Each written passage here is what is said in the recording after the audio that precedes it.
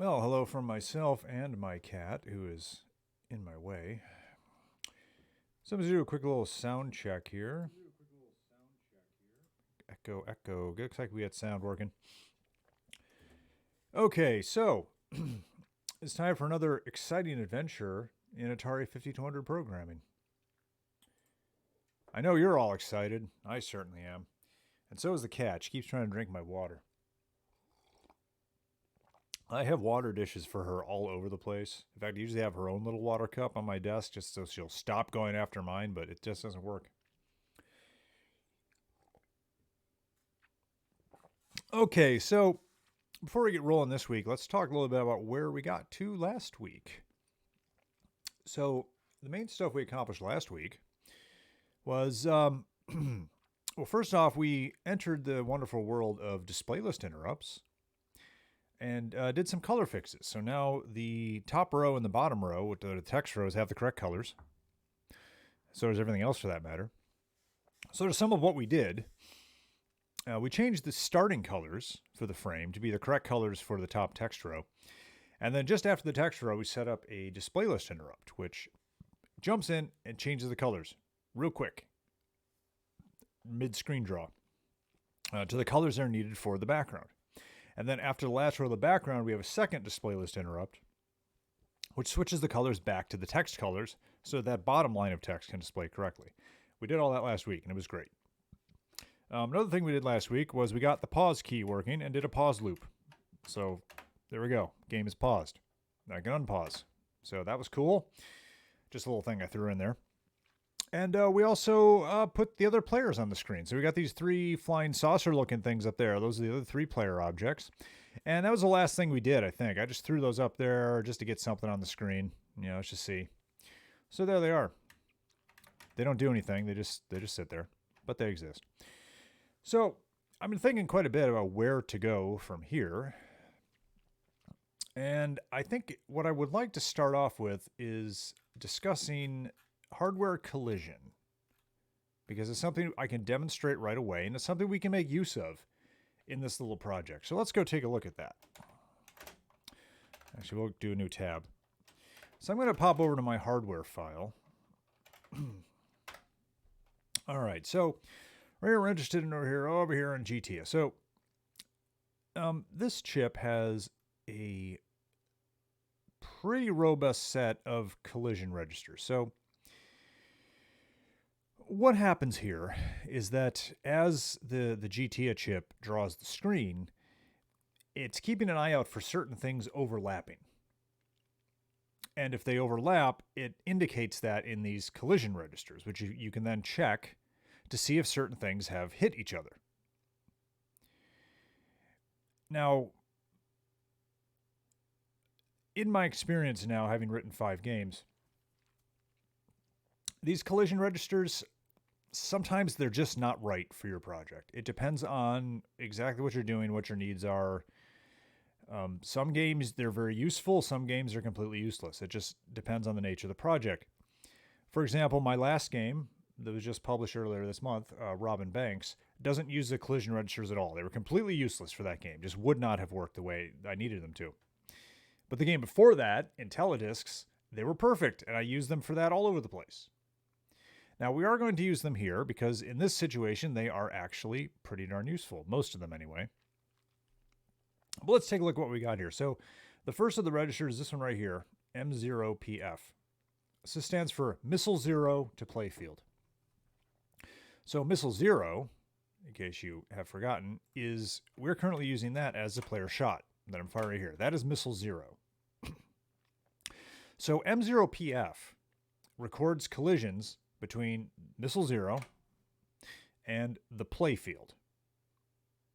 So the playfield is defined as any playfield pixel that is not the background color. The background color never collides with anything. So there will never be collision data with the background color. But with the other colors, there will be. So like if I were firing this missile, I'd be getting collision hits for the gray color that makes up the moon surface here. And I don't know if this is hitting one of the stars on the way up, but the stars are that same color. So I'd be getting a collision hit for that color. So it's on a color by color basis. If I fired it here, I'd be getting it for the other two colors. I'm going through that bluish color and that greenish color. So it's all based on colors. Whenever the missile intersects one of the playfield colors, the appropriate bit is set to 1 in M0PF. Now, I don't remember which bit is which. I would have to look that up. But that's where they are. They're in there.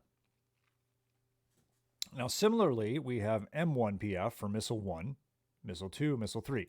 So you have a complete hardware collision detection between the 4 missiles and the playfield. Now, the next set here is player to playfield. So you have P0PF, P1PF, P2PF, P3PF. So this is collision between the 4 player objects and the playfield. And these work the same way as the missile ones do. So my player 0 is sitting on this lunar surface. It's going to be setting the collision flag for that color all the time because it's always sitting on that color. And over here, I kind of bleed into the blue a little bit. There's a little bit of the green, so I'd be setting the other 2 flags right there. But this can be used to detect collisions between the players and the playfield. Now, in this case, for this particular game, we're not going to be using playfield collision. We don't really care about it. So we're just using the playfield as a background. It's not really a thing that we interact with in any way. But that's not always true. Some games that will be a thing you interact with, but not this one.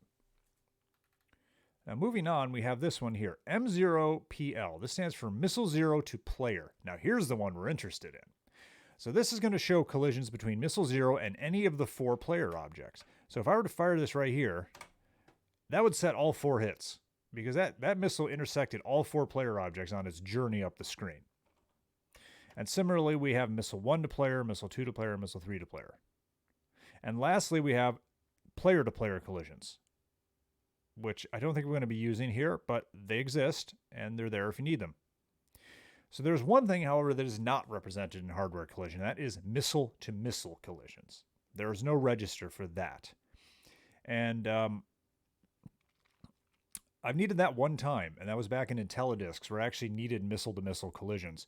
So in that case, you have to do it yourself. You need to do it in software and actually program the effect. There's no hardware to help you out with that one thing, but all the other combinations are covered for you. Now, I mean, playfield to playfield is impossible because a playfield pixel is just a playfield bit. They can't, there's no collision involved there. It's just the background. But missile to player, player to player, missile to playfield, and player to playfield, you get collision registers for all of those things. The hardware will figure it out for you. So in a game like this is perfect because we can use the Missile 0 to player collision to detect when we're hitting these enemy ships. And if we make the enemy shoot at us, we can use the missile to player collision to look for them hitting player 0. It's perfect. If we wanted these guys to kind of dive bomb the player, we could use the player to player collision registers to pick up on when that happened. So there's a lot of uses here. These collision registers are great when you can use them, but some games they just don't work out very well. So let's take a little, let's do a little experiment with these registers. Let's do it. So first thing we need to do is we need to figure out how we're going to use them. So let's go ahead and, okay, so we're getting to the point where we're going to start writing some actual game logic. So we'll start down here, and I just carried an E with me. Okay, so we're going to start down here. Here's what I'm going to do. We're going to do just kind of a dumb thing right now. We're going to load the Missile 0 to player collision register. Now, I'm going to go look this up and confirm. I suspect that the lowest bit, the least significant bit, is the collision with player 0. And then player 1, 2, and 3 all the way up. So we're going to check for collision with player 2. We're not going to check for collision with, or excuse me, player 1. We're not going to look for a collision for player 0 because player 0 is the player. And that's going to happen every time we fire it because the missile slightly overlaps the player when we fire it. So that flag, that's kind of useless. We don't care about that. We're going to look for the player 1 collision, which is one of those 3 enemy ships. I don't remember which one it is. And I believe it's going to be the second bit up, the second least significant bit. So if we do load Missile 0 to player collision and we AND it with that second bit, which would be 2. If that equals 0, it did not hit. So we'll branch to no hit. We're going to rewrite all this, of course. This is just temporary to demonstrate the point. Now, if it did hit, we're going to increment the background color. Our good old trick here. I'm going to do it twice so that we see an effect. Because this isn't going to stay from any frame, so I want to make sure we see something. Now, there's one other issue here that we need to worry about. And that is that this collision data is continually building in those registers. So once that collision bit is set, it's going to stay set until you clear it. So one thing you need to do every frame, actually, I'm going to put this in VBlank. There are reasons why you might not want to put it in VBlank, but I think for here it's going to be fine to do that. So here in the vertical blank interrupt, which runs at the end of every screen draw,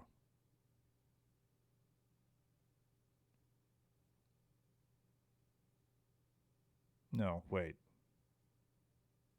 No, that's not where we want it. Never mind. We want it here. So at the beginning of every logical frame, after we get back from VBlank, you write to a register called hit clear. This is in GTS somewhere. Hit clear, right there. So when you write to hit clear, anything, it doesn't matter what you write, anything at all, it resets the collision registers. Except that's wrong too. You know, we want this? We want it here, before wait for VB. No, you know, yeah, where to place this is important. And every time I do it, I think, no, that's the wrong place. All right, so right before we jump back to game loop, that's where I'm going to put it. I'm going to clear the collision data then. Because remember, the collision data is set when the screen draws. So you want to clear it before, because when you jump back to game loop, you're waiting for the next screen to finish drawing before you do anything else. So that's probably where you want it, is right there. I need to kill the emulator. Okay, so if we did this correctly, when I shoot and I hit one of these spaceships, it should cause the background to start flipping out. We'll see if we got it. I don't know which one it is. Oh, there we go. Look at that. Try to make it a little less painful. Okay, so it looks like player one is that green ship. It's the top one.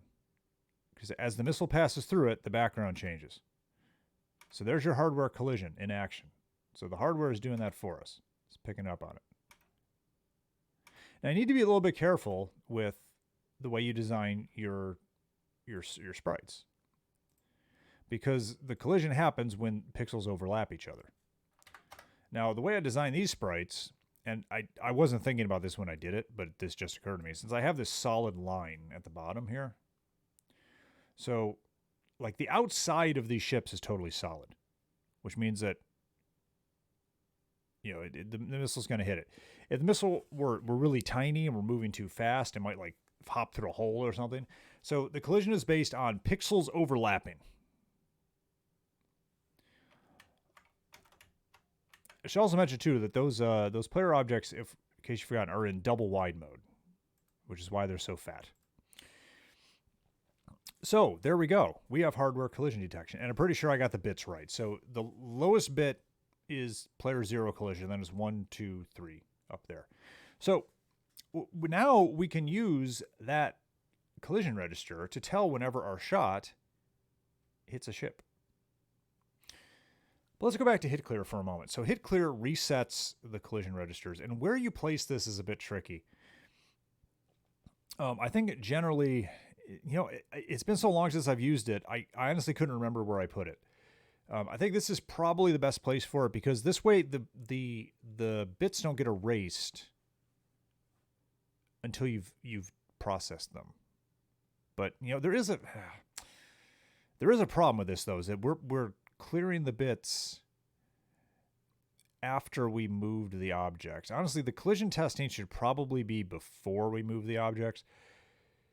So what I'm afraid of here is that if your game loop is slower than a screen refresh, you start running into some issues with the collision detection because the collision detection occurs during the screen draw. So if you move the objects,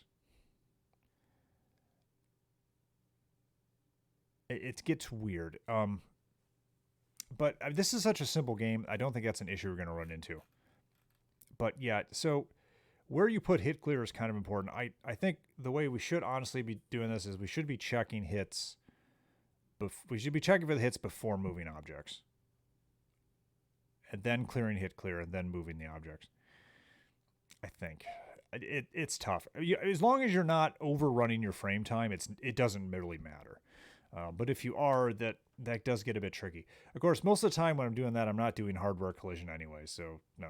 For now, you know what? I'm just going to leave it here for now. But we're going to come up with a more robust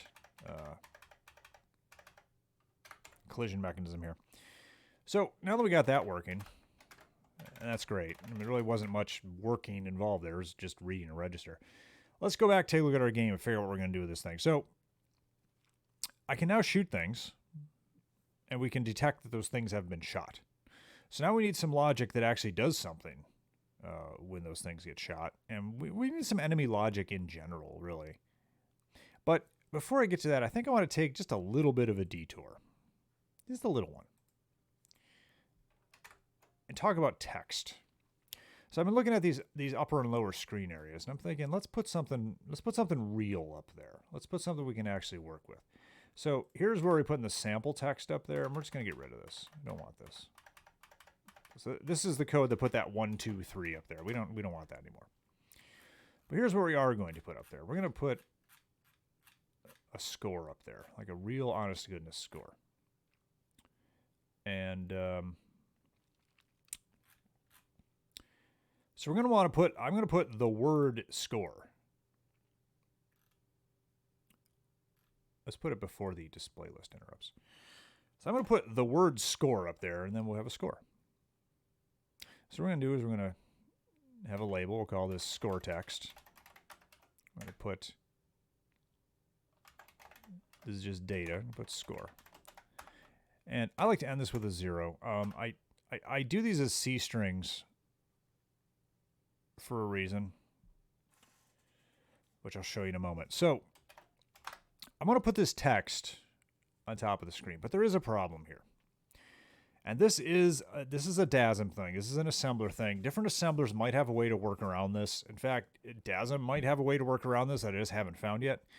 But the character codes that DASM uses for string data like this don't match up with the character codes that the 5200 expects, except when they do. Lowercase letters, I believe, work just fine. It's everything else that's a problem. So here's what I'm going to do. I'm going to write a new subroutine. I'm going to call it copy text.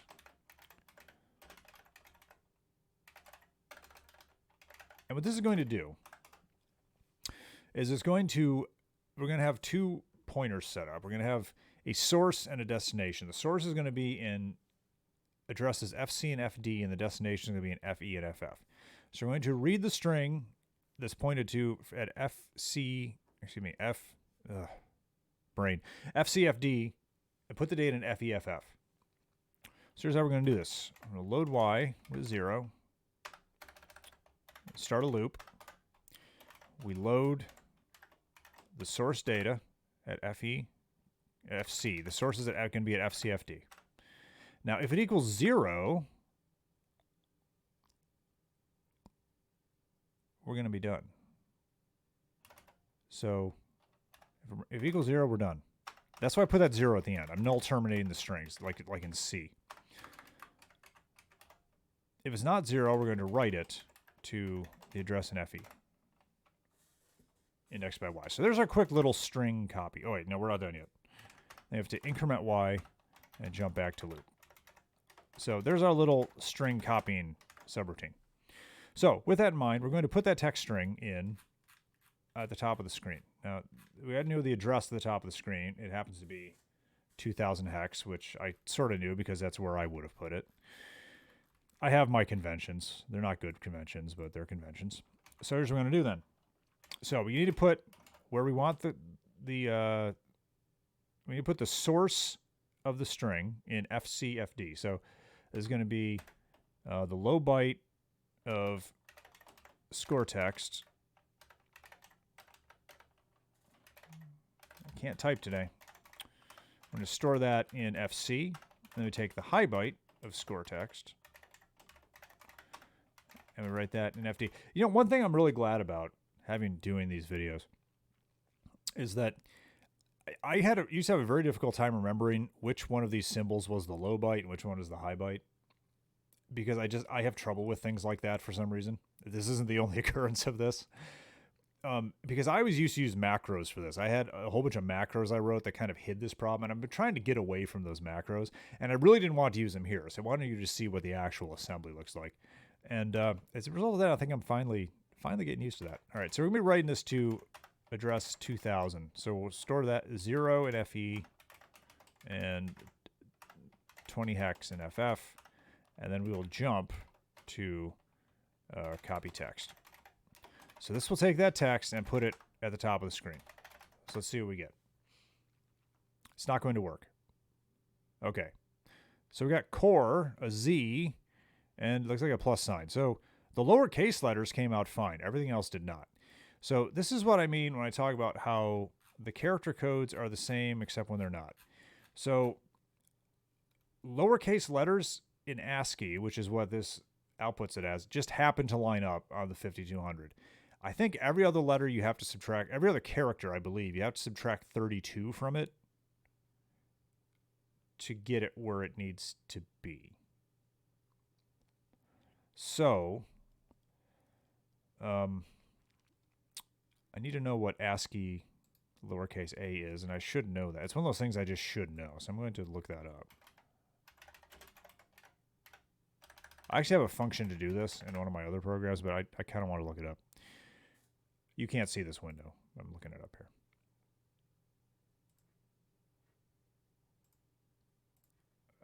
My gut tells me it's 96, but that seems too high. That might be capital A.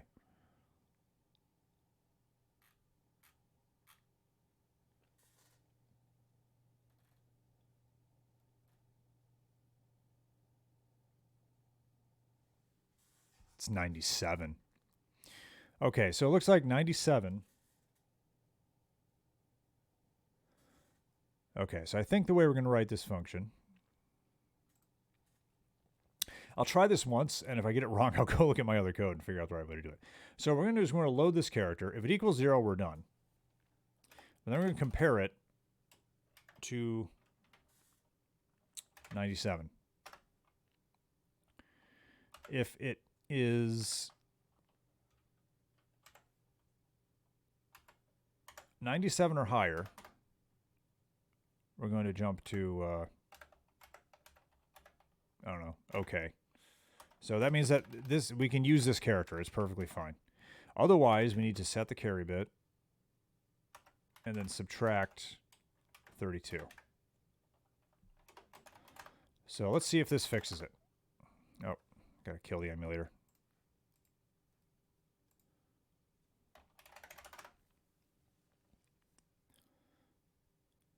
Look at that. Okay, well, it fixed it for this string. I don't know if that's a universal fix, but it worked for this one. Okay, so now we got that nice text there. But I want to put a score up there. So we're going to do this in a very particular way that I usually do it. You know, it'd be the easiest way to do it, just be to append it to the string. So I'm going to put 6 zeros in there. So the easiest way to do this, put a, whoops. Okay, we're going to put a space after this and 6 zeros. Now note, this is the character 0, not the number 0. Important distinction.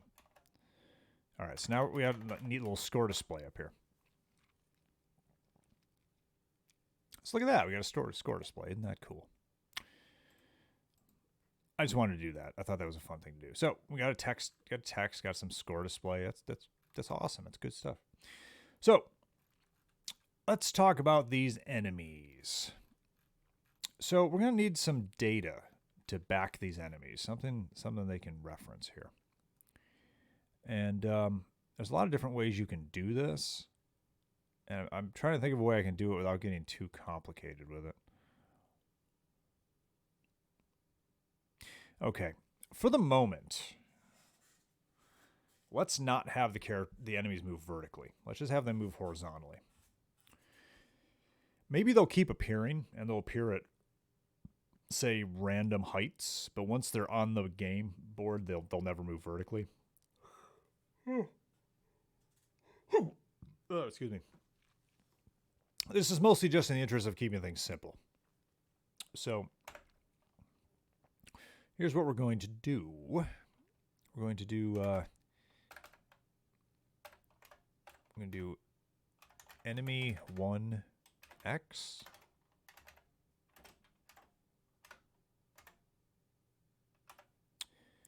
Let's see. Enemy 1 speed.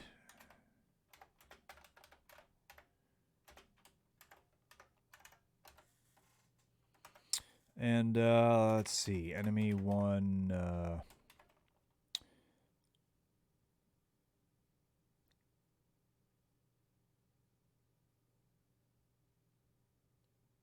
I don't know. We'll just do X and speed for the moment. Now, I'm going to want this for all the enemies.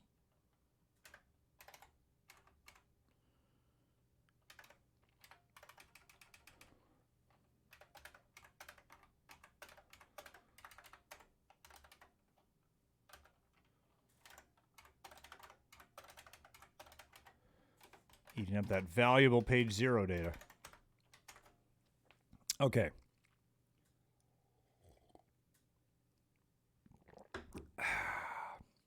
So, what was I using for player speed?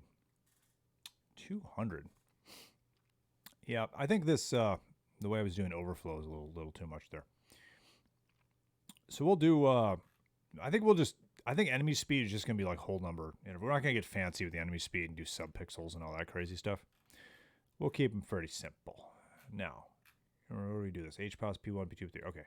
So at the moment, they all start at 100. That's fine. We're going to also write this to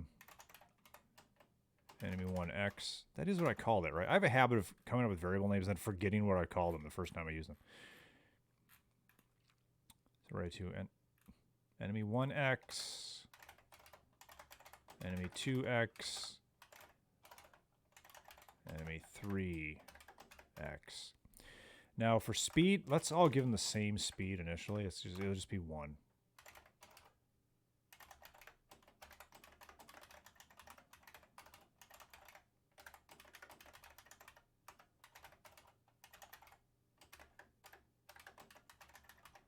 Okay. All right, so now we've initialized our enemy data structures, which consists of just two things right now. You have an X position and a speed. So, here's what we're going to do. We are going to write a nice little subroutine called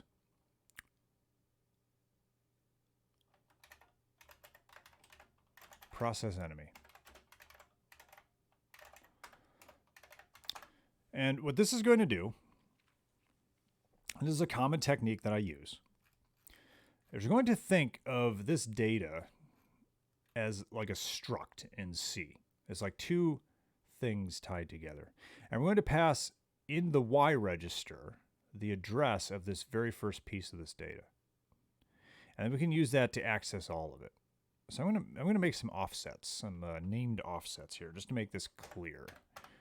Although, I mean, the primary one's going to be X. But we'll do, let's see, what do we call this one?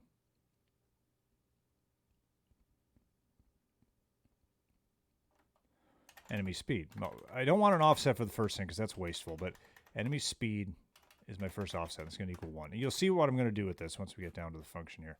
In fact, I'm going to leave this. We're going to do a split. We'll keep this visible. Okay, so way down here, a process enemy. Here's what we're going to do.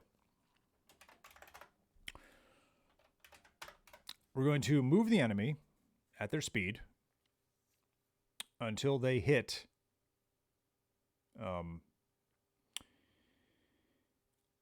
some boundary, and then it'll turn on. They're just going to go back and forth at a constant speed until they hit something and then turn around. Now, the problem, though, is that we need to know which HPOS register to write to. That can be a little tricky. So let's do that. We're going to add another piece of data here. There are a lot of ways you can do this. I'm kind of brute forcing it. We'll call it enemy1 HPOS. I have to adjust all these addresses. It's important I get these in the right order. So this is now going to be 20. This is now 21, 22. Enemy 2 HPOS.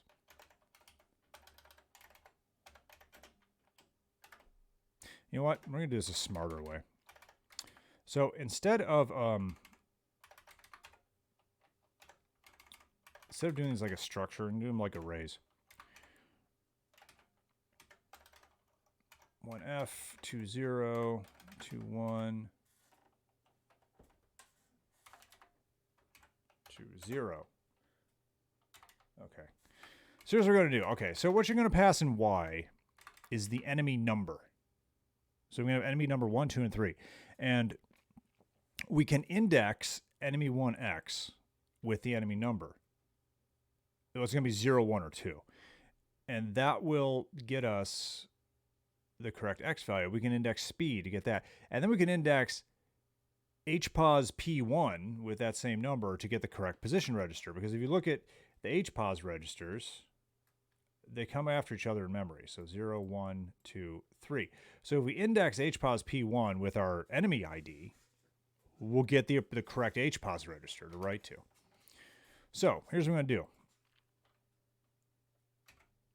So we are assuming the enemy ID has been passed in the Y register. So what we're going to do is we're going to load enemy 1 speed. We're going to clear the carry, comma Y. We have to index it with Y to get the correct one for this enemy. Is that a comma? All right. Clear the carry bit, add it to enemy 1 X, Y.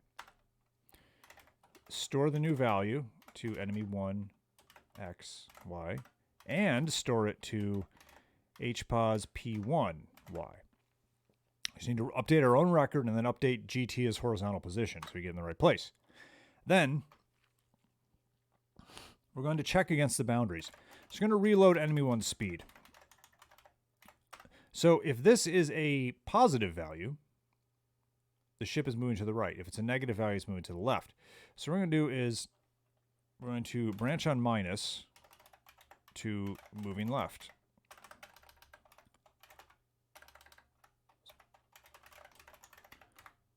Okay, now this is the positive value.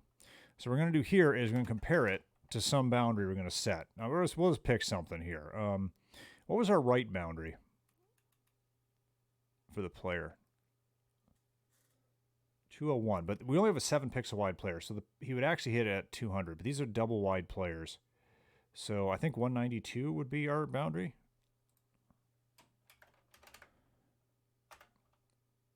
So if it is, we'll say greater than or equal to 192, which is going to be branch on carry set.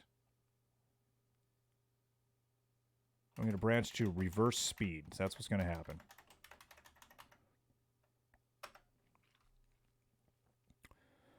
Otherwise, we're done. We're just going to return. Now, if we're moving left, we're going to do kind of the opposite. We're going to compare to, well, this will be the same because the left edge is always the left edge.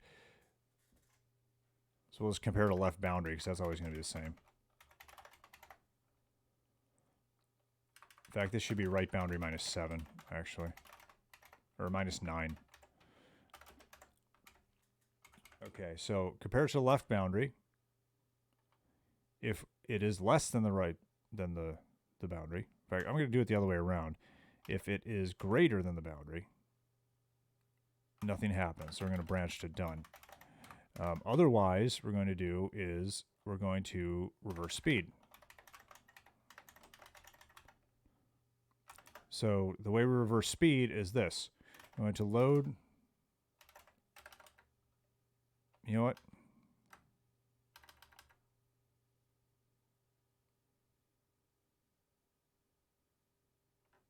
No, we'll just do it this way. I could have gotten fancy with this, but I'm not going to. Enemy 1 speed Y. Okay, we load our speed. Now we need to invert the speed. And just as a trick, I load that into X, I meant A. So one way you can invert a number is you flip all the bits, and you do that with exclusive OR FF. This reverses all the bits, and then you add 1 to it. And then we store that in enemy 1 speed. So that will flip the speed around from positive to negative. So if I did this right, illegal addressing mode BCS and line 297. Oh, yeah, I didn't put a target for the branch. All right, so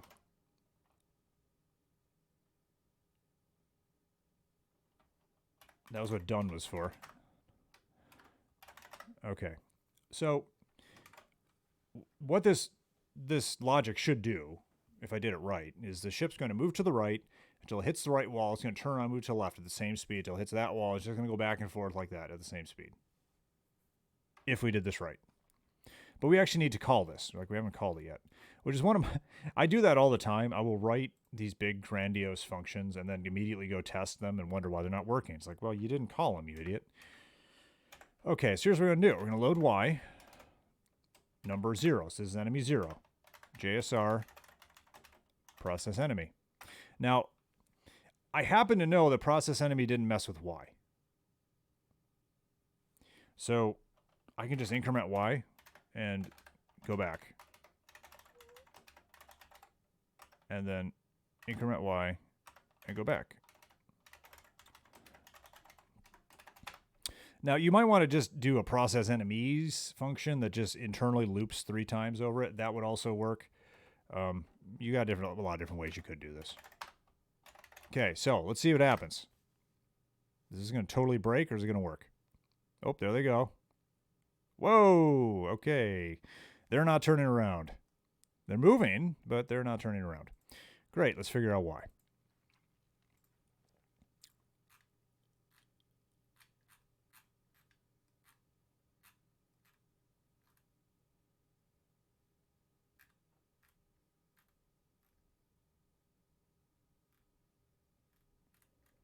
Okay, so obviously we're interested in the moving right path because that's the direction they're moving. So let's see. Blah, blah, blah, branch on minus, moving left. Okay, here we go. So we compare to right boundary minus 9. What are we comparing? We're comparing the speed. Whoops, we're supposed to reload. I never loaded the position back, so we need to load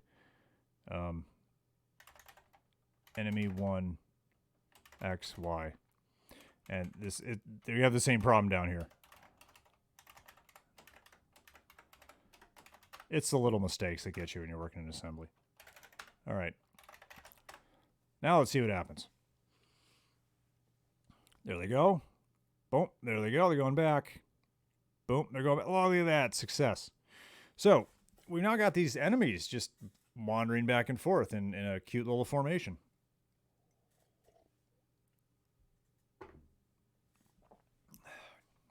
It's logic. It's not complicated logic, but it's logic. We're not getting super fancy with this. So let's see if we can shoot one of these little guys, huh? So here's what we're going to do now. We're going to write... I'm just going to stub out a new routine. We're going to call it kill enemy.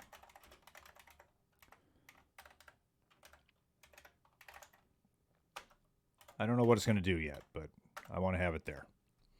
So let's go back up to our game logic here. All right, we process the enemies. That's fine. Now we're going to start looking at those collision registers. So here's what I'm going to do. I'm going to load M0, missile 0 to player collision. I'm going to load it into X because I want to save it because we're going to test it several times. I'm going to transfer X to the accumulator because that's the only place you can do bitwise ands. We'll do and with that bit, number 2. So if this equals 0, we did not shoot player 1. So we'll branch on equal to no hit player 1. Actually, no, let's call him enemy 0 because that's kind of the nomenclature we're using. So branch on equal to no hit player 0. And we'll write the label now before we forget. No hit enemy 0, excuse me. I said player. No hit enemy 0, great. But if we are here, then we did hit enemy 0. So what we're going to do is we're going to load Y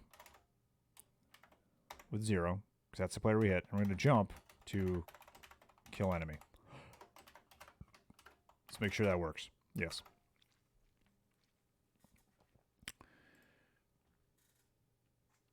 Okay, so having done that, we're going to repeat this pattern for the other 2 ships.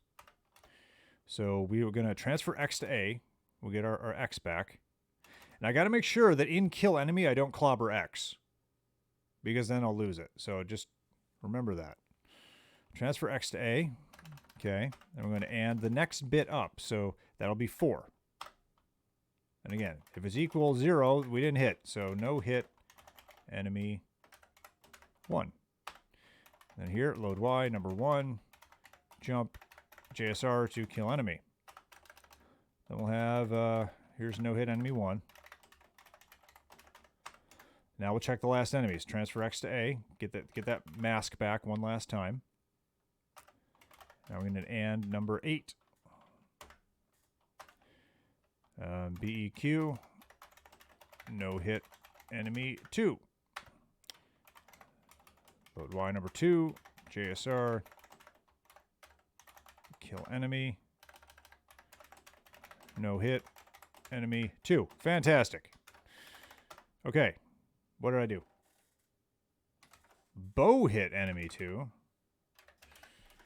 My poor eyes. Hopefully next week I'll be able to start the process of getting cataract surgery. Oh, I hope so.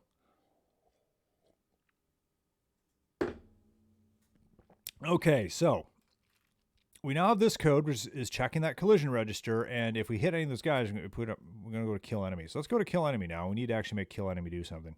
But first thing we're going to do is we want to test it. So we're going to increment. You know what we're going to do? We're going to increment something else. Okay, let me see. SCORE colon space 1 2 3 4 5 6. The 13th character. So in hex, that's going to be D. Okay. All right. Watch this. If I counted right, let's see if I counted right. I'm going to shoot. Here we go. Here we go. Oh, you see the score? Did you see it? The last digit in the score is flipping out. So I chose to increment that memory location every time that it registers a hit, because that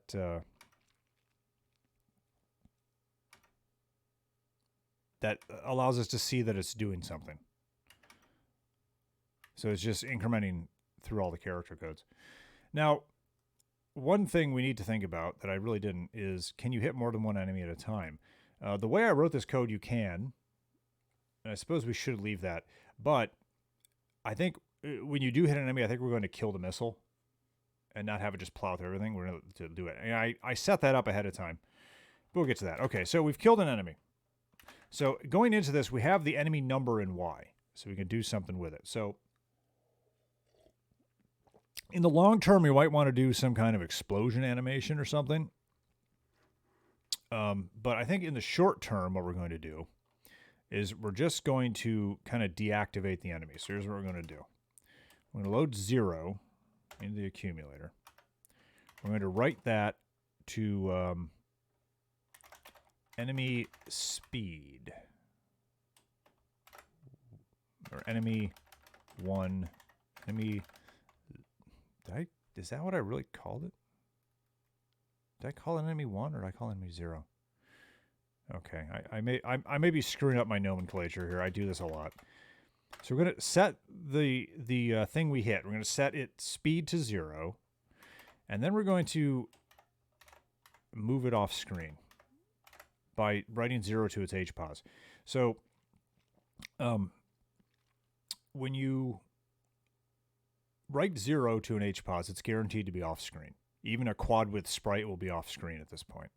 So this is kind of brute force, but let's take a look at this. So this should just completely eradicate these guys when I shoot them.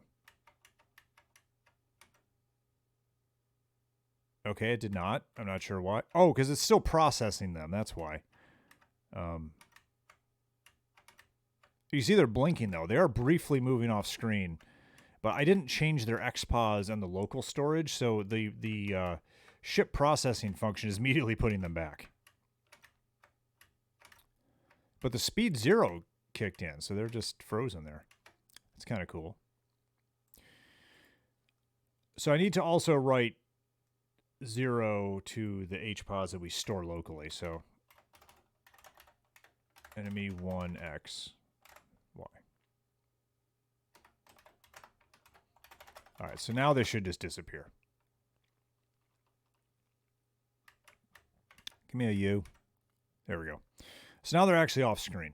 But look at that. We shot the enemies and they went away. We have game logic. It's not much. It's primitive, but it is game logic. So also what I want to do here is we want to stop the player missile. Now, I think we made a subroutine for this. Did we? Draw missile, erase missile, pause loop.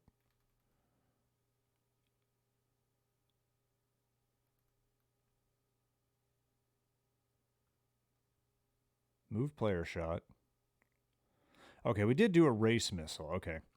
Now, the way we did the missile is we had a special flag that said this missile's inactive. It was FF. If we put FF in player shot Y, we took that to mean that the missile's inactive. So here's what we're going to do.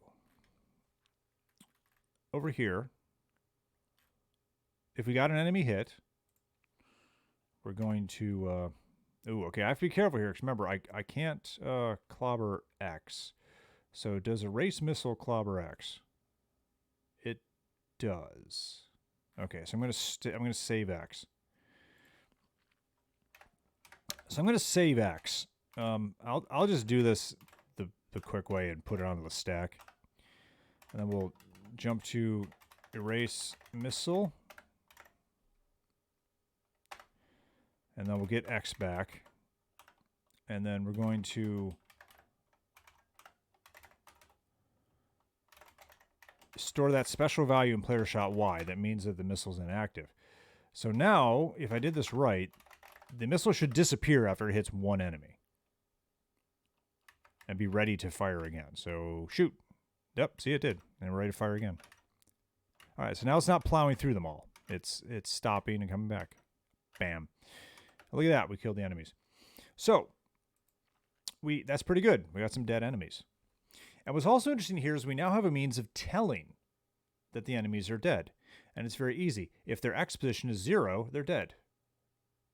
So now we can expand the process enemy function. Because right now it just moves them. We can also have it spawn new ones. Because it's going to look at the enemy's X and just say, hey, is this 0? Because if it's 0, this enemy's dead and I need to make a new one. So I think that's what we're going to do. So every time an enemy is shot, a new one's just going to pop onto the screen. It'll just be brand new one, comes right up. And it's going to come in from the left. That's what we'll do. So what we'll do is this. Here we go. Load A. We're going to load enemy 1x y. Now, if this does not equal 0, this is a normal ship. It's alive. So we're going to jump down to alive and just continue processing it. If it does equal 0, then we're going to spawn a new one. Now, at the moment, I'm not going to mess with Y position. They're just going to come in the same X position. We could screw with that. I'm not sure if I'm going to go that far. But what we'll do is this. So we're going to give it a random direction, and this gives me a random direction and speed, which is kind of the same thing. This is going to be an opportunity to introduce the random register. How convenient. I didn't plan ahead. I really didn't. These things just occur to me as I go through here. So here we go. Let's go take a look at Pokey. So the Pokey chip has this random here. And what's really interesting about random is what it actually is. So Pokey is, in addition to doing the keyboard and controller I/O, it's also a sound chip. It is the system sound chip. And one of the functions that Pokey has is it has a built-in noise generator. And this random register is actually 8 bits out of its noise generator. I think it's a 15-bit register. So it just exposes 8 bits of that register as a random number. So you get this, you get just some garbage out of its noise generator. So that's what we're going to use. Now, if you're doing a game where you want a more controlled randomization, where you have like a constant random seed and you can reproducible sequences and stuff like that, this random is no good for you. You need to do your own random number algorithm, which I do sometimes. Sometimes I use this random, sometimes I use my own. Right, it just depends on the game, really. But that's how it goes. So here we go. So what to do? Just gonna load random. Okay, so we got this random number. Now I want the player to move left or right at a semi-random speed. So I think what we're going to do is we're going to take the bottom 2 bits of this random number. So it's going to be either 0, 1, 2, or 3. No, you know what? We'll take the bottom bits and the sign bit. The bottom 3 bits and the sign bit. Because we might want negative movement. So, let me think about how we're going to do this.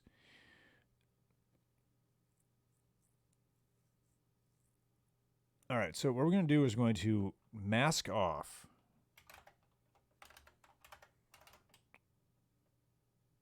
Okay, so we want to keep the sign bit. That's the only bit we want to keep in the upper nibble. Just going to mask it as 83.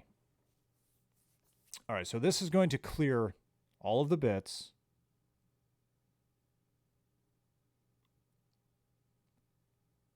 No, this isn't right.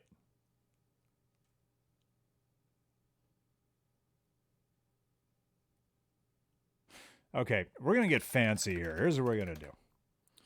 I'm going to push... I don't use this instruction very often. I'm going to push the processor status register. So the reason I'm doing this is because when I load that random number, it sets the negative bit in the processor status register. So I have this negative flag. I'm going to push that. So I'm going to save it. And then we're going to mask it down.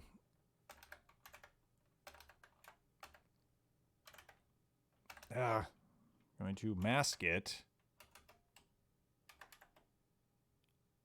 Actually, you know, I might not need to do that. All right, I need to check something real quick. I just need to look something up. I always recommend having a 6502 instruction reference handy, especially because it's important to know which bits in the status register are affected by which instructions. And I'm not sure what AND affects.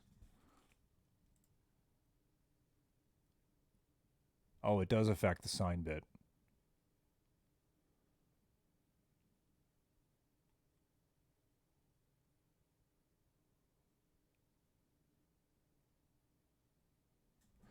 Okay, I was hoping it didn't affect the sign bit. But you know what? It doesn't affect the carry bit. Okay, perfect. Okay, so we're going to do this in a slightly different fashion. So, what I'm going to do... And you know, there's probably a better way to do this, but I'm just thinking on the fly here. I'm going to do a left shift. So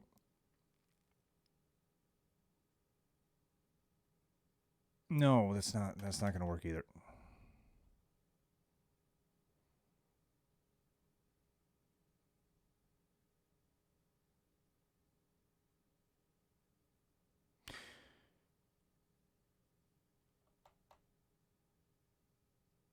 This shouldn't be this hard. You know what? We're going to do this the brute force way. So I'm sure there's a nice fancier way you can do this, but we're gonna just brute force it. So we're gonna mask off everything but the lowest 2 bits.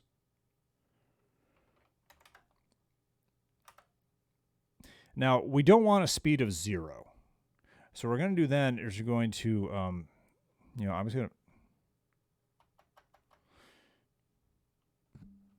here's what we'll do. We'll transfer that to Y and increment it. So the speed now is either 1, 2, 3, or 4. Which might be too much. But we'll see. And now we're going to load another random value.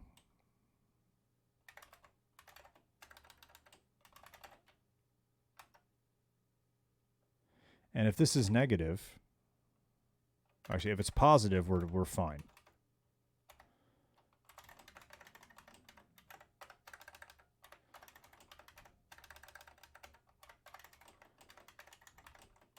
Okay, so if it's positive, we're going to keep that speed we have in the Y register. And we're just going to write that to... Oh, I can't... Oh, crap. I can't put it in Y. It's going to clobber the address. Okay. Let me start over here. So often you'll say, geez, if the 6502 had just one more register. What's one more? Okay. So we're going to do this the silly brute force way. We're going to AND it. We'll AND it down to the last 2 bits. We're going to write it, we'll add 1 to it, because I don't want 0. We'll add 1 to it. And then we're going to write that to enemy 1 speed Y. That stinks, but that's what we're going to do with it.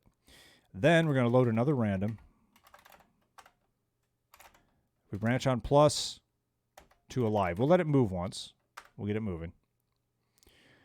If it's negative, however, we're going to flip the speed around. So here's how you do that. We're going to load enemy 1 speed Y. I think I did this somewhere else. To flip the direction, you flip all the bits and add 1. And then write it back. Okay. That's kind of a cumbersome thing, but we'll do it. And then we'll just go run it to the live code so that the enemy immediately does its first move. Now, the enemy is starting at 0. So if it enters in a negative direction, it's going to go left. But that's just going to wrap it around. So it'll enter from the right because the register position will just wrap around. So we don't even need to worry about that. So let's see what happens here.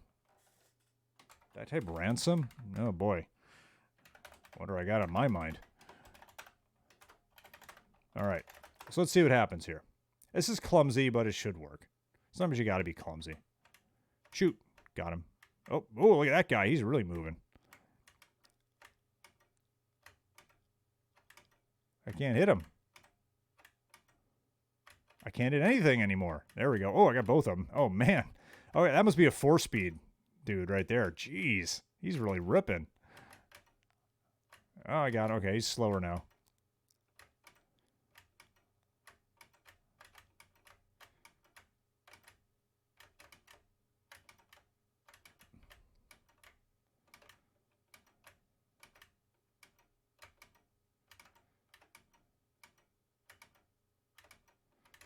All right, so, I mean, demon attack it ain't, but, it's something. Okay, so we got the enemies kind of doing things now. I mean, they just kind of move around in silly patterns, but they do things. So now that we are shooting the enemies and they're blowing up and things are happening, I'd want to do some scoring. So how are we going to do that? Well, I mean, that depends on, obviously you need to come up with a scoring system and figure out how many points things are going to be worth. 6 digits might have been a bit too much. Let's just say each enemy is worth 100 points just for the fun of it, even though the last 2 digits are going to be completely pointless. So there are a lot of different ways you can keep score internally in a 5200 game. But one way I like to do it, if I can, is to just do it in the score display. Like, don't have a separate score storage anywhere. Just do it in the characters of the score display. So if we're going to make these enemies worth 100 points apiece. The first thing we need to do is to just increment the hundreds digit in the score display. And then if that makes it all the way up to, it'll be 1A will be the character code. Then we flip it to 0 and then increment the next one up and repeat the process all the way down. So we can do this the brute force way. I mean, there's probably a clever loop we could do for this.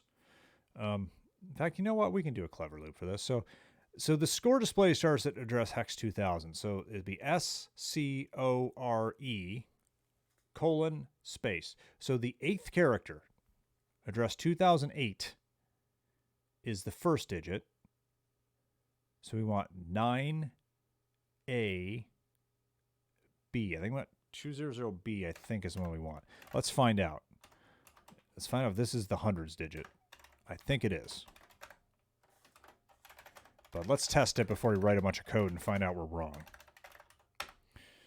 Nothing wrong with testing things. These enemies are initially slow, so we can hit them pretty easily. Fire! Oh, nope. I was off by 1. That's the tens digit. You know what? No, we'll do 100 points, right? 100's better. All right, so it's 200A. That's the hundreds place. So here's what we're going to do. Okay, so if the hundreds place is A, that means the thousandth place is 9, and then 8, and then 7. So what I actually wanted was the first digit. Again, it's SCOR. Oh, wait, S is 0. That's why I was off by 1. So SCORE score colon space first digit. So 7, yeah. So 7 is the first digit. And so if that's the first digit, I was just on it. What was it? So 8, 9, A. All right, so here's what we're going to do then. We're going to load Y. Oh, wait. No, we're going to load. Wait. I think it's okay to clobber Y here. And we're going to load Y with number 3. So this is the offset from hex 2007 to the first score digit is 3. So we're going to... Oh, crap. I don't think you can increment. Can you increment? You might not be able to use this addressing node with increment. I got to find out. Nope, you can't. Okay. Well, that's fine. We'll have to do actual math here.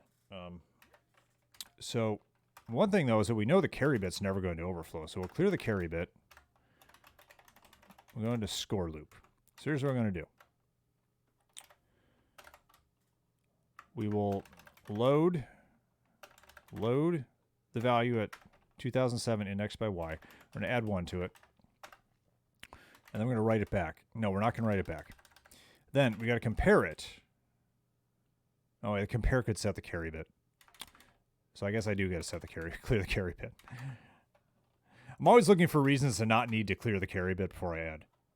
Or in the other direction, set the carry bit before I subtract. All right, so we're going to compare our new character code to 1A. So the digit character codes are in hex 1 and then the number. So 10 is the character code for 0. 11 is the character code for 1, and so on. So if we add 1 to this and we get 1A, that means it was 9. Now we have a carry. So we're going to add 1 to it. If it equals 1A, we're going to jump to carry. If it doesn't equal 1A, we store the new score at the new digit, 2007Y, and we're done. We'll just return. But if there's a carry, so I'm going to save a byte here. We're going to branch on not equal to no carry. This will save a byte. Probably not important, but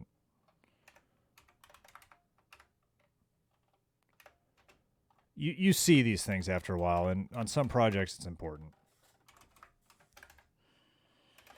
All right, so now we have a carry. So the first thing we need to do is we need to write 0 to the prior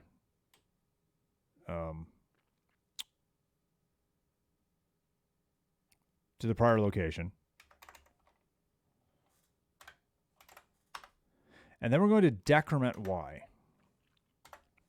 So this will move us to the next digit up. Now, at this point, if y is negative, we've overflowed the score. So I'm just going to branch on minus to done at this point. If the score overflows, we're just going to bail out. I'm not going to put any crazy overflow logic because this is just not worth it.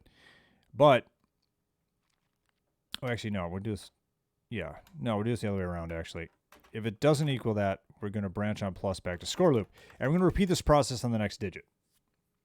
Because we need to add one to the next digit, and so on. Otherwise, we just get out. So,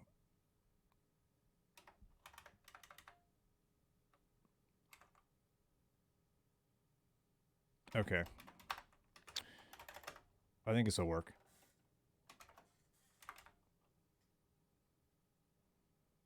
Oh, score loop, you idiot.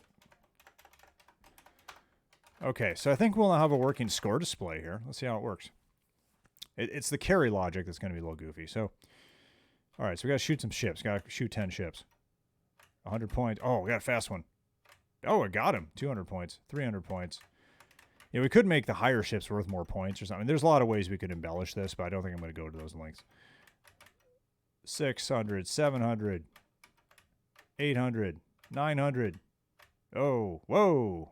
Oh, I put 0 in there. It's not 0. 0 is space. So the logic is fine. I just wrote the wrong value. Yeah, it's not 0. It's hex 10. That's the character code for 0. Okay, so let's just confirm this. This should work now. God, if my first glance at that score display, I thought something was missing. I just got done with robbing banks, which is a game about robbing banks, and your score is in dollars, and there's actually a dollar sign in front of the score. And I've been staring at that for so long. I first look at that, it's like, wait, where's the dollar sign? Like, no, this is not that kind of game, man. Actually, no, the score. Maybe they could score more based on their speed. Like the faster the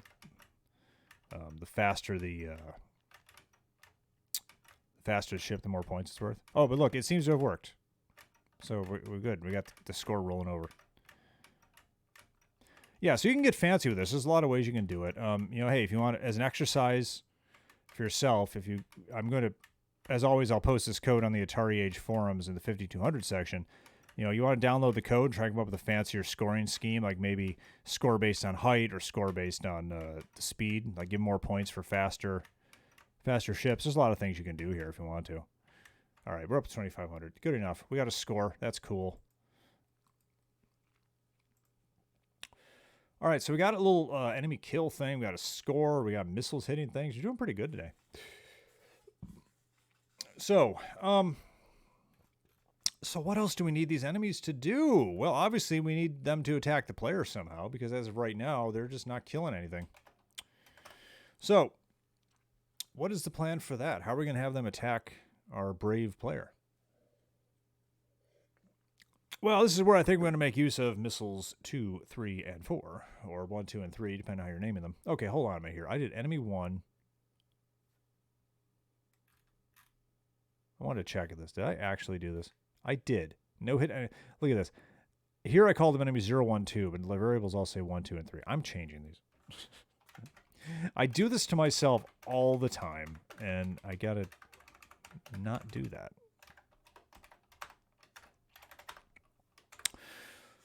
Okay, so I'm always torn with the players, right? Because I've done games where you play with 4 players, and each player is one of the player objects, and from a user perspective, they're players 1, 2, 3, and 4, but internally, they're players 0, 1, 2, and 3, and I always have trouble with that, and the comments get weird. It's very confusing. All right, so we're drawing missiles. Okay, so I factored out draw missile, and I factored out erase missile. I did that in anticipation of having the enemy shoot at you. I'm smart, aren't I? Now, at the moment, draw missile and erase missile only operate on the player. So, you know, that's kind of a problem. So I would like to get the enemy ships shooting at the player. So we need to figure out how that's going to happen.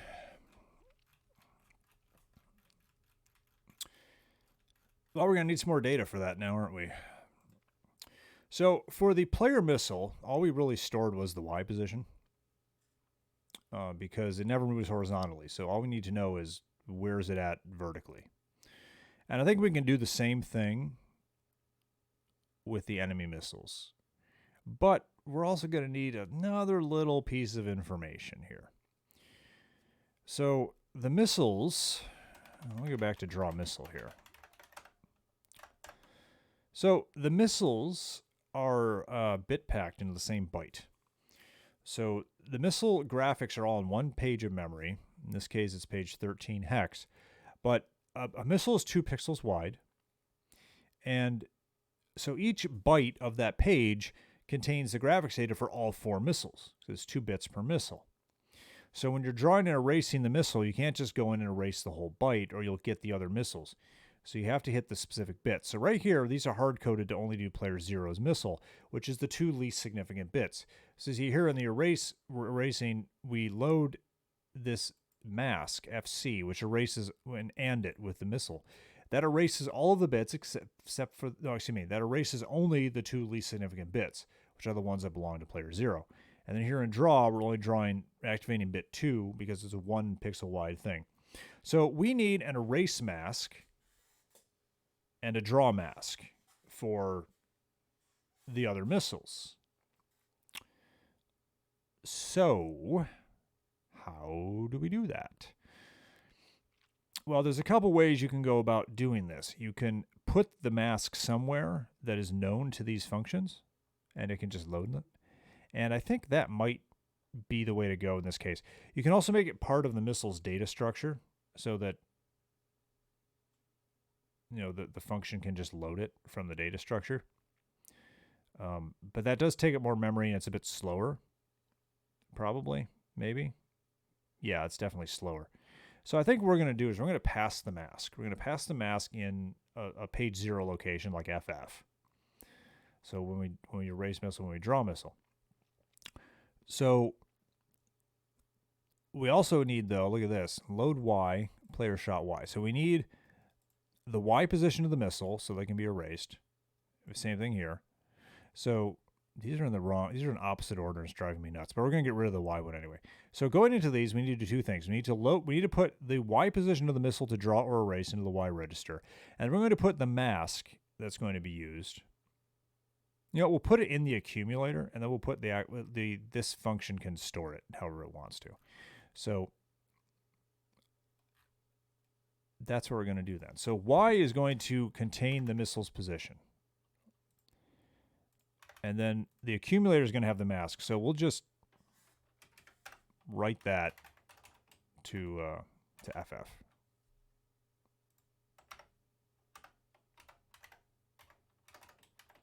And then right here where we're just loading a mask, we're just going to load the value. Although, this first loop, it's already in FF because it was passed in. So why don't we do it here? This will just save a little bit of time on the first loop since the mask is already in FF, in the accumulator.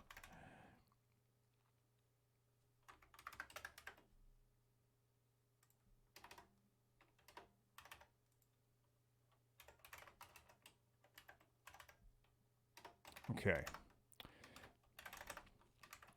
So we're going to get these working for the player missile first in this new form. So let's go and look at where we use these. So draw missile. It looks like we have 1 location. So we need to load the missile's Y position, which is player shot Y. Although it looks like, hey, we just wrote it to there. So we can just transfer it from the accumulator because we just wrote it to there. So that's the value. And then we need to load the mask. So the draw mask for player 0's missile is 02. So now we should be able to draw it. Now erase missile, on the other hand, appears in 2 locations. So the first location here.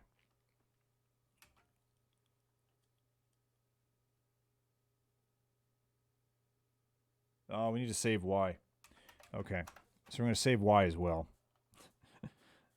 Old register stacking.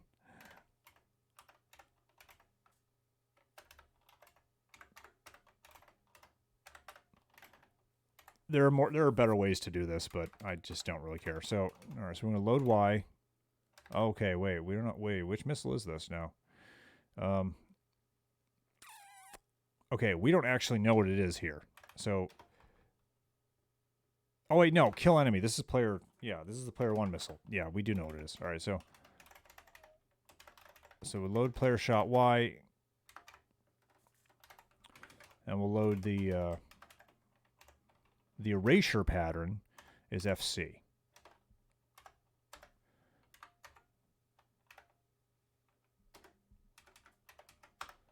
Right here again, load Y, player shot Y, and load the erasure pattern, which is FC. So hopefully we didn't break anything and clobber a register we needed. So that should, if we did this right, it'll look just like it did before. It looks like it is. Great. Okay, so it looks like we got it right. That's always one of the tests I love. Is like, if I did this right, nothing will have changed. Okay, so we are now erasing the missile and drawing the missile in a more generalized fashion. So we need the players to shoot, but we also need to decide when they're going to shoot. And I don't want to get too fancy with this. I think I might just say, if their missile's not on screen, shoot it. It'll just go. So we do need some more data, though. So we're going to need enemy shot Y.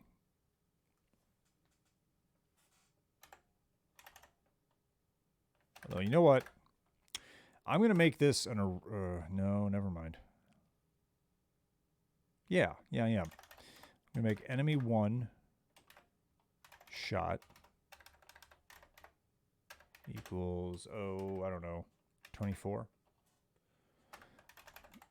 Enemy 2 shot equals 25. And enemy 3 shot equals 26. Okay, so now I want to go to where we initialized player 1 player shot. Right here.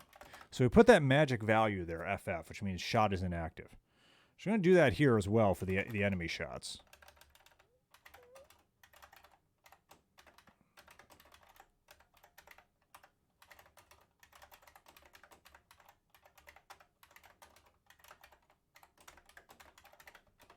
Okay, so we start all the shots inactive. So as part of the enemy logic, we're going to do all the missile processing. So here we are, process enemy. So let's go look where we call process enemy. What do we need to... Okay, we don't want to clobber Y if we can avoid it. But, it's not a big deal. We're going to have to, I think. Yeah, we're going to have to. So, just so I don't do any stupid stuff to avoid clobbering Y, we're just going to reload Y for the other players. So, number 1, number 2. Okay. I'm also going to do a little lookup table here. Lookup tables are great. In fact, you know what? This will simplify things. So lookup tables are a very, very powerful resource. We joke about it on the Discord server for Atari Age all the time. Lookup tables will save you a lot. They're wonderful things. So what we're going to do missile draw mask. And we're going to put in a table. It's going to be a lookup table. So this is going to be the missile draw masks for the 3 enemies. So in fact, let's call it enemy missile draw mask. So there's going to be 3 bytes. It's going to be, so let's see, for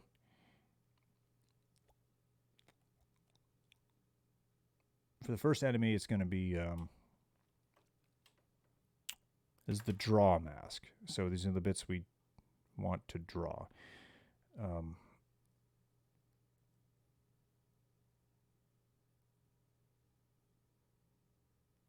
My brain is just shutting off right now.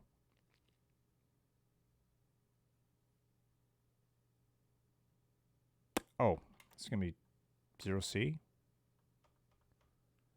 It's no. It's going to be 0.8. We just want one pixel. So, oh wait, this is byte data. We should do 0.8. Okay.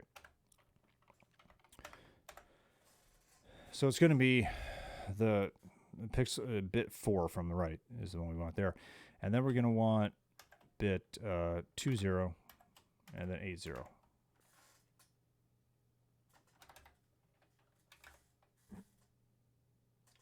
Okay, so those are the draw masks. Then we're going to have enemy missile erase mask, which will be the negation of these. So the draw mask is going to be, the erase mask is going to be F3. The one here is going to be CF. And then the last one's going to be 3F, I think. I think I got those right.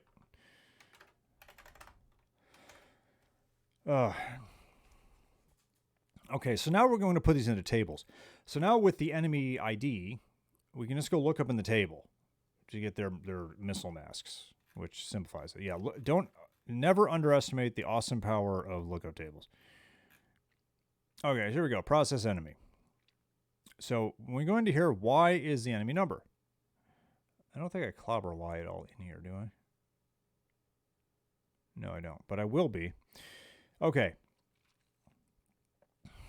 So let's see. Is that the only return I have in here? Oh, no, I got a bunch of returns. Okay, so, whoa. I don't know what I did there. All right, so. All right. Come on. There we go. All right, so this return I'm not going to do. Instead,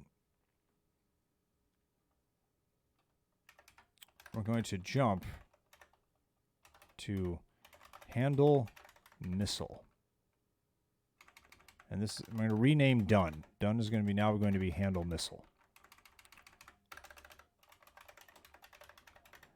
Now, you could get fancy here and ignore this if the player is.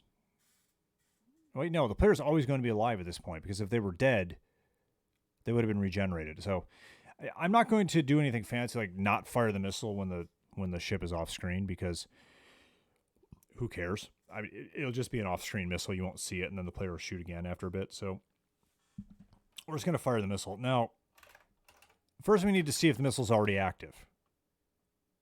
So we're going to load enemy. I forgot what I've called it already. Enemy one shot. We called that player shot Y. I should call this enemy one shot Y as well, just for consistency. It is a little confusing if I don't do that. I need to figure out where I initialize them and change it there too. Okay.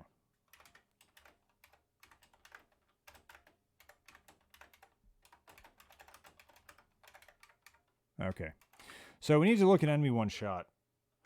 When we look at the enemy shot, Y position, indexed by Y, because Y is the enemy number. So that'll get us the enemy shot Y position. And if it equals, will it ever be negative? Yeah, it could be. All right. If it equals FF, then it's already in flight. So we're going to go to move missile.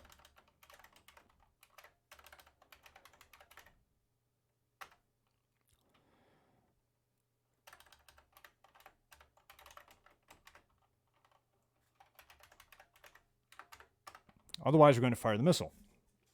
So, One thing we don't have right now are the enemy Y positions. I suppose we kind of need those, don't we? But since the enemies never change their Y position, we can just throw those in another table. So let's go ahead and do that. What are the enemy Y positions, actually? I think I have a draw enemy function that I pass that to. Here we go.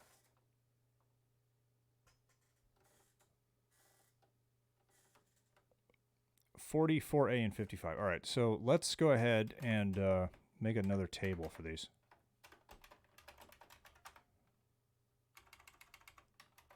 Now, if we ever had the enemies changing their Y position, of course, this would need to be like a dynamic piece of information, but we're just going to stick it in a table. I'm not going to get that fancy here. So here we go. Enemy Y position. I feel like that should come first.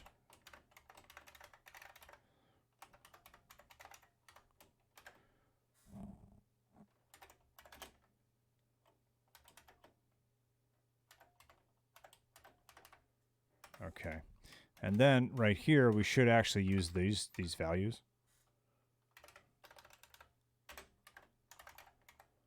So we're going to load enemy Y position. That's the first one. Then enemy Y position +1.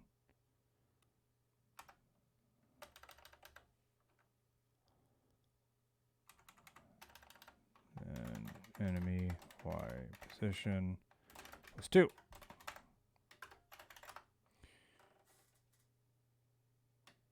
Enemy Y positino.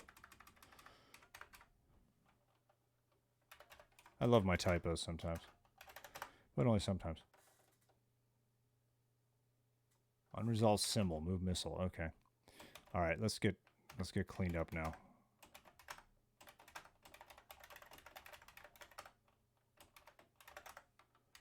Oh, I put Nove missile.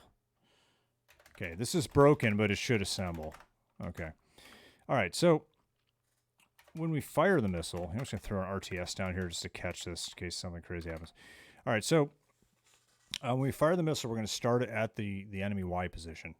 So we'll go ahead and load enemy Y position Y. And we're going to store that to enemy 1 missile Y.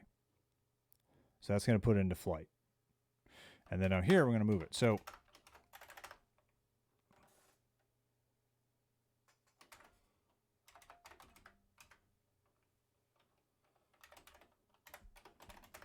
forgetting my own variable names. Oh, what now? Oh, it's shot Y. That's right.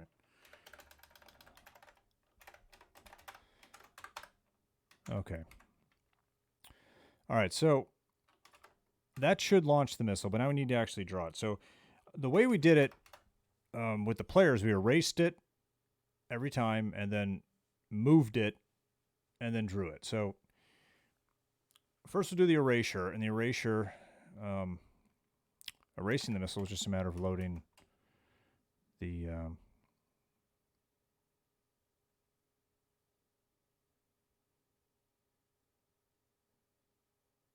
it was the enemy Y position. Enemy 1 shot Y. Okay, so enemy 1 shot Y is in the accumulator here at this point, regardless of which path we take to get here. So we can just transfer that to Y. And then we need to load the enemy missile erase mask. Oh, wait. That's a problem, isn't it? Okay. All right. I need to keep Y so I can load the erase mask. All right, so we're going to need to save Y, which means I'm going to lose that other thing. So we're going to transfer it to Y, transfer A to Y, transfer Y to A, and save it. And then we'll load enemy missile erase mask Y. And then we will load Y with crap. Okay, hold on. I'm going to do this differently. All right. All right, we're going to save it. We're going to save the current position to FF. That's what we'll do. And then we'll load enemy. All right, then we'll save Y. And then we'll load enemy missile erase mask Y. Okay, so there's our mask. And then we load Y with the Y position, which we just stashed in FF. And then we can JSR to erase missile. And then we come back, we can recover Y. There it is. Okay, so I think that builds fantastic. Okay, so we just erased the missile. So now we need to move the missile. So the missile is going to be moving down. So the down direction is an increase in the Y position. It's a higher address. We won't worry about putting a lower boundary on it quite yet. First, let's just get it working. So we're going to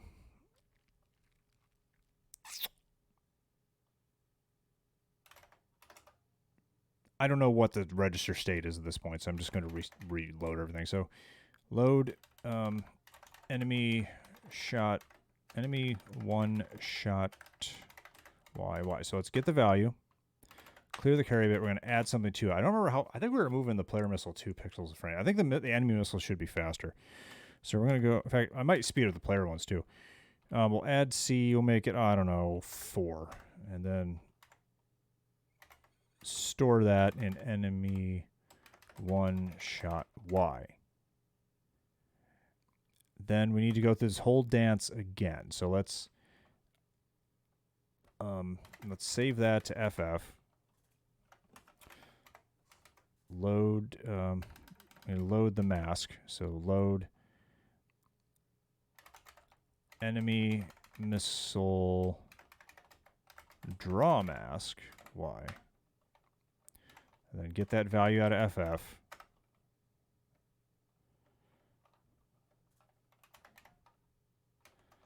And then jump to draw missile. Now, I'm clobbering Y here and not restoring because I think that's okay. I think we don't need it again. But let's find out. This might just blow up on me. They're not doing anything. They aren't doing anything. Why are they not doing anything? Okay, so it's not working. That's clear. Let's find out why. It is annoying when things don't work as I planned, but learning how to debug these things is a very, very valuable skill. Especially learn how to use the debugger. Most emulators have a debugger you can use to go in and set breakpoints and inspect memory and things like that. I've been kind of avoiding that here because it's very emulator specific. And going into the details of this emulator wouldn't be generally helpful. But there are a lot of debugging techniques you can do in the code, especially when you come across problems that don't lend themselves well to a debugger, which is usually things in loops and that just don't work very well. All right, so let's see here. Handle missile. Load it. Oh, my test is backwards.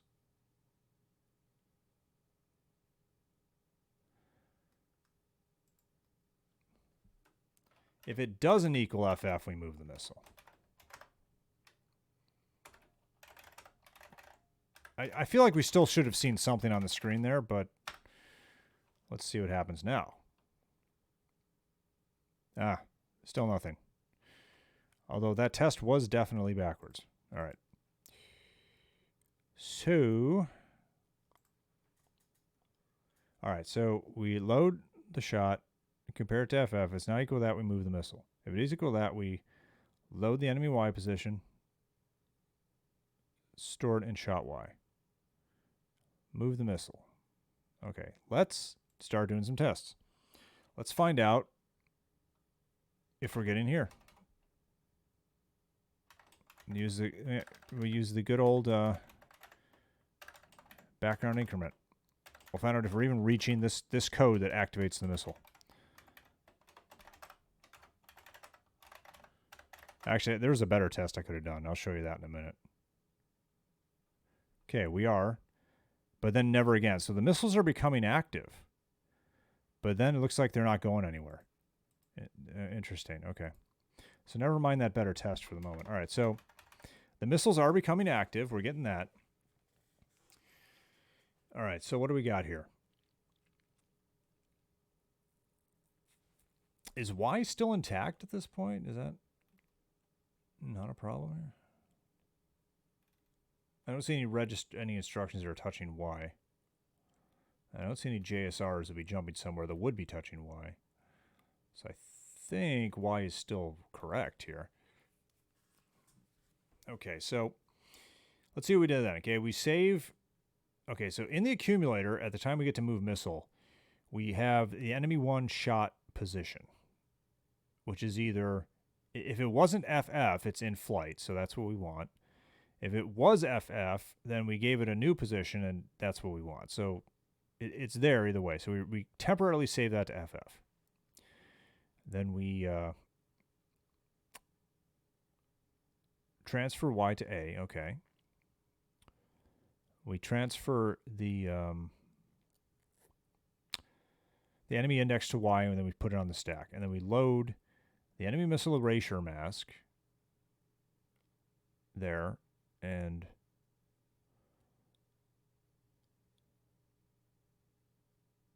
take the Y position JSR to erase missile. Okay. So let's go look at erase missile real quick. Just make sure something stupid going on. I mean, I know erase missile works because we're using it for the player, but let's look at it. Can't find it. All right. Okay. Oh, we write to FF, but that's fine because we're already done with FF. All right. So we write the mask to FF. We load X, missile length. Okay, that's fine. Then we do the stuff. Dex in Y, load Y. Okay, done. So we do clop. We have all three registers in here, but that's okay. So after we come back, we get Y back off the stack. So now we have our number back. And we get enemy shot Y position. Add 4 to it. That's going to move it down. Store it. Oh.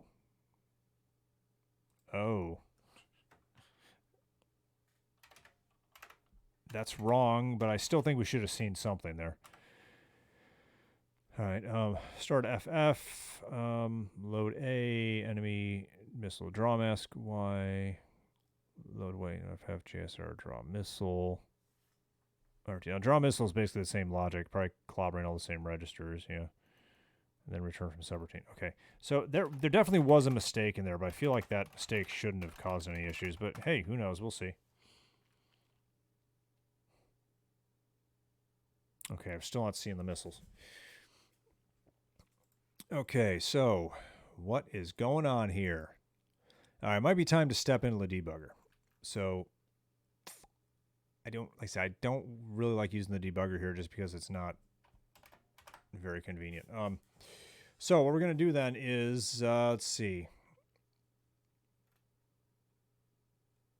I want to go there. I want to go to handle missile. So I have a file that is generated by the assembler. It's called sims. No, not sims. Excuse me, listing. I do have a file called sims. That's the one, not the one I'm interested in.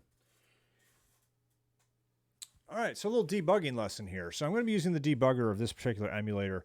Like I said, most emulators offer these debuggers, but the particulars of how you use them are going to vary from emulator to emulator. So this specific information probably won't be useful to you, but the general idea will. So this is the listing. So this lists everything in the program and the specific addresses that it's all at. Like all the code is in here, and it has the addresses they all appear at in the ROM.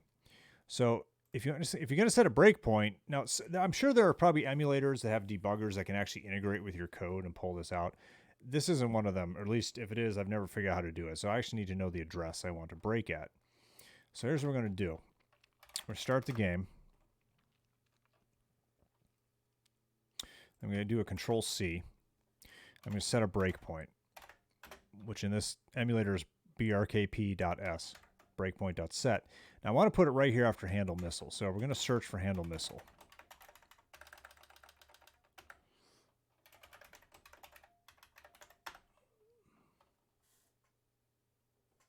All right, here it is. This is the handle missile I'm looking for.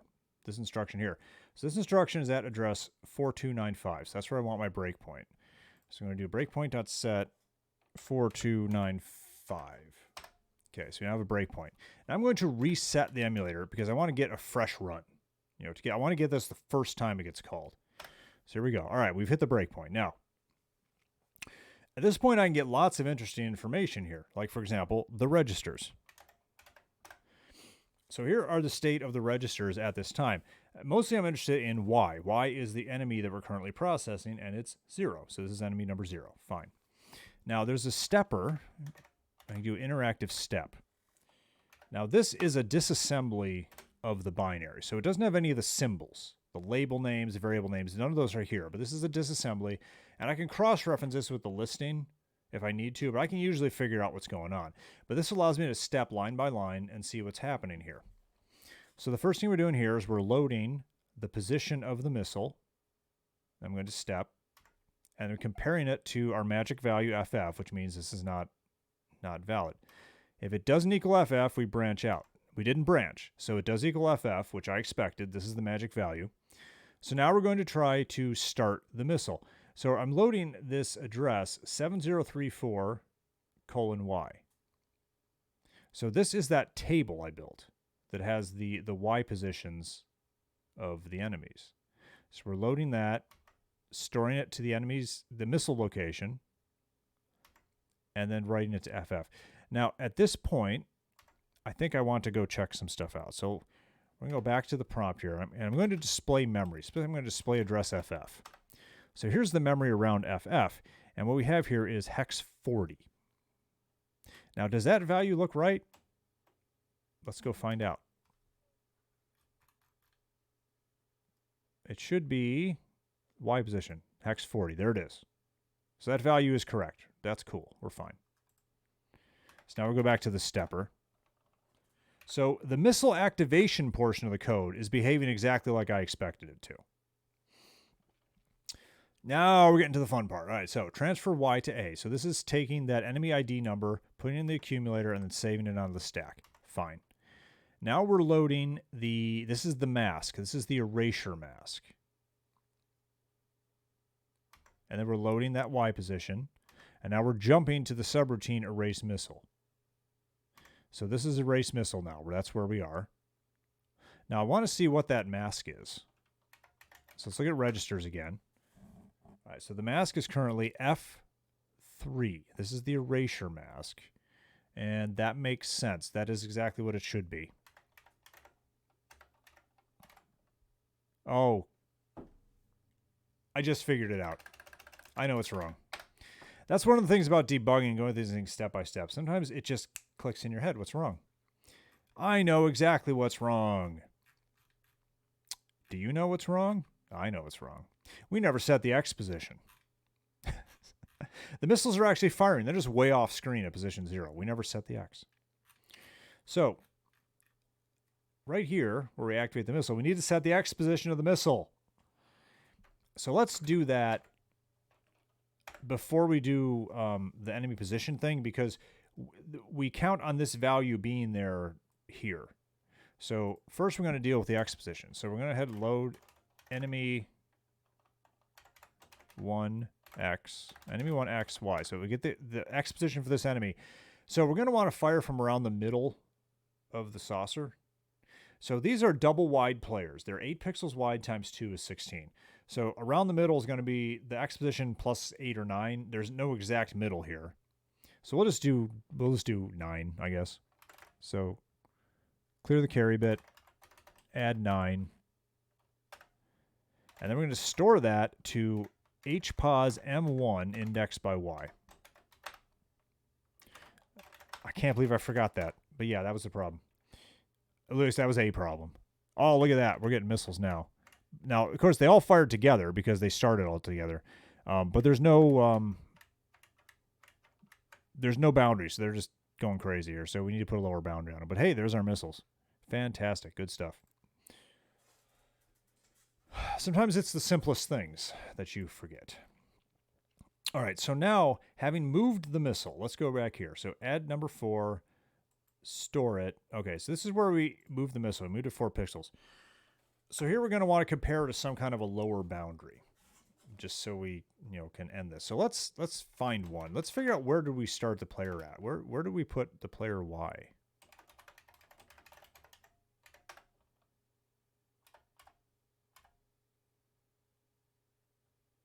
Player Y. We actually have a player. Oh yeah, we actually have a player Y because we were doing vertical movement at one point. I'm not sure if we're going to go back to that or not. All right, player Y is at B8. So we definitely want to go lower than that. So let's see. The player is about 16 pixels tall. Let's use A8. Or excuse me, no, higher. We'll use C8 as the lower boundary. So we're going to compare our new missile value to C8.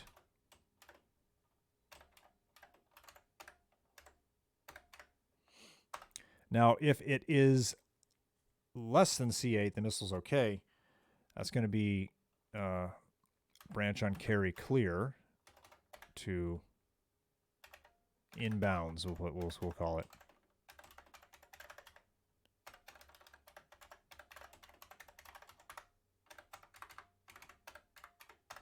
If it's not inbounds, well, we need to stop it. So we're going to do... Now, the missile's already been erased. We erased it first, moved it, drew it. So all I have to do now is put that magic value FF back into enemy one shot YY, and then return. We're done. So now these missiles should have a lower boundary. Except I typoed something. And enemy one shot Y. There we go. All right, so now the missiles should have a lower boundary. Now they're still going to be firing in sync at the beginning. Oh, wait, no, they're breaking up because they're at different heights. The bottom guy's missiles are hitting first. Those are really fast. But hey, the enemies are just raining death down. There we go. That's a bit more interesting, huh?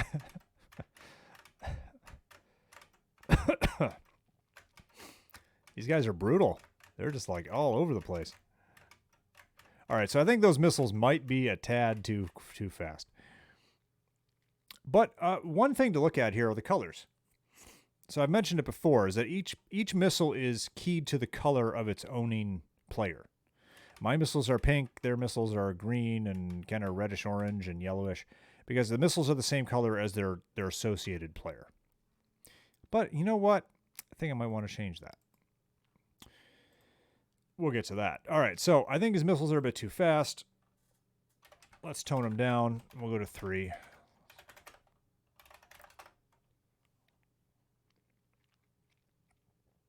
Oh, that's much more reasonable. All right.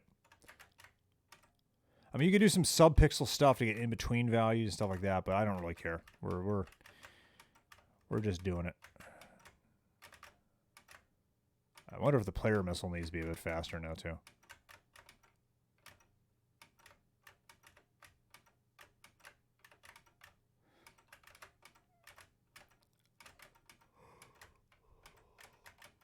Oh, look where we go. We're doing it. We're doing it. God, part of me kind of now wants to just take this as a base and just make some crazy shooter.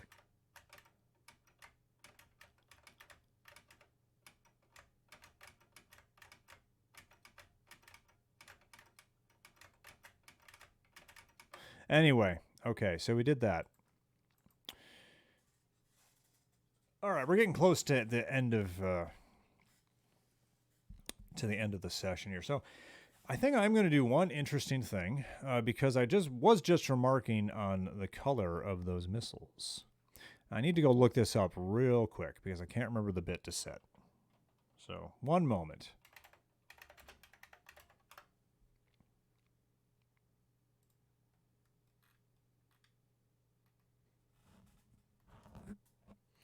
All right, so what I'm looking for is something called fifth player mode.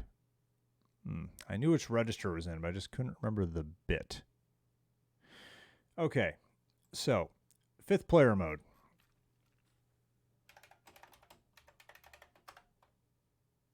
All right, so there's this register here called prior. This register serves several functions, one of which is the sprite priority, like the way things get layered, which is why we mess with it. But one of the bits in here activates something called fifth player mode, and it's the fourth bit from the right. So 0, or excuse me, 1, 2, 4, 8, 16. So if we instead put, I believe, number $11, this will activate 5th player mode, I believe. Let's check it out.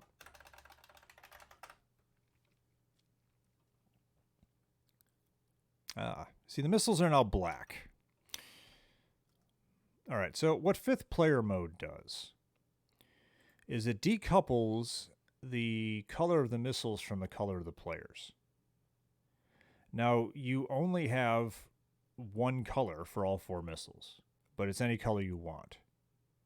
So it gets you another color. So now we can make the missiles something besides red and green and blue and all that. We can make them their own color, but they're all going to be the same color. So let's, just for simplicity's sake, let's go ahead and make it 5. Or 5. 5? We'll make it white for now. So where do I want to put this? All right. So the color register that is used for this is actually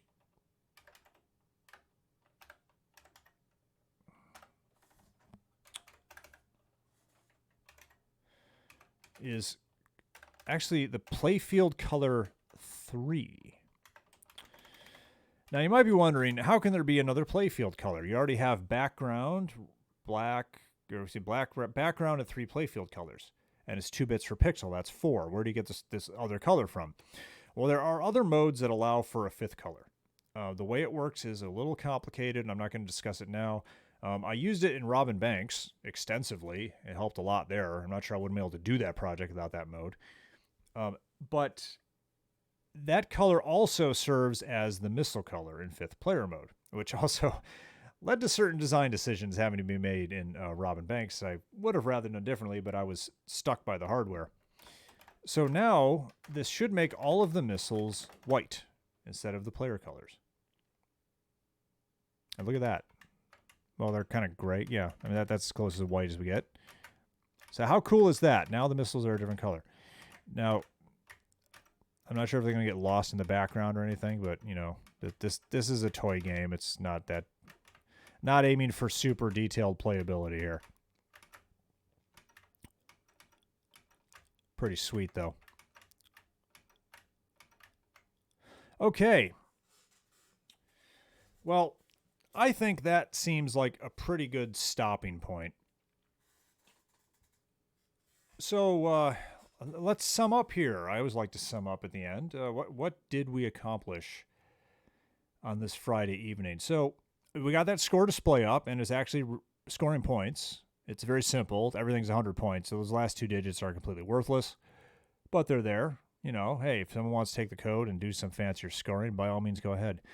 We got enemies in the game. They're moving. We can shoot them. They respawn. They're very simple enemies, but they're enemies.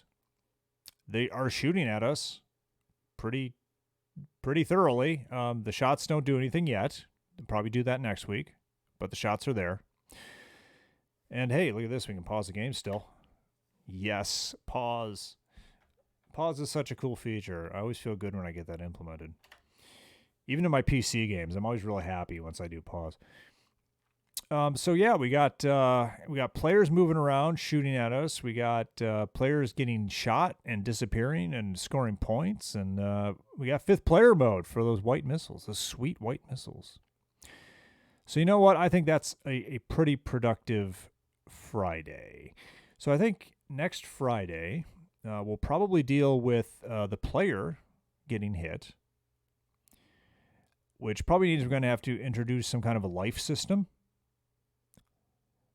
And possibly even a game over. And I was thinking about maybe giving the player some other ability, because we've got this section at the bottom here, this text section at the bottom that we're not really doing anything with. And it would also give me the opportunity to do some sprite multiplexing, which is something I have not introduced yet. So those are some fun things to consider for next time. And I may even start playing around a little bit with sound. I'm not going to go too crazy with sound because it's not something I'm very good at. There are people who are very good at sound, and thankfully they now seem to want to do sound for my games, so I don't need to worry about it myself. But sound is a very difficult thing, and you really have to know what you're doing, and I frankly don't. But we'll be able to make some simple beeps and boops, and just to have something there. I don't know if we'll get to that next week. Maybe we will. But I think next week we'll definitely, probably, we'll probably start off with having the enemy take hits, and we'll see where things go from there. But I think that's going to be it for now. So, as always, I will post this video to YouTube by the end of the weekend and post the code up until this point to the Atari 5200 forums at atariage.com. So if you're interested in downloading that and playing around with it, that's where you can get it. And, have some fun. Play with this, expand it, do whatever you want with it. I don't really care. So until next week, that'll be it. And have fun with your 5200.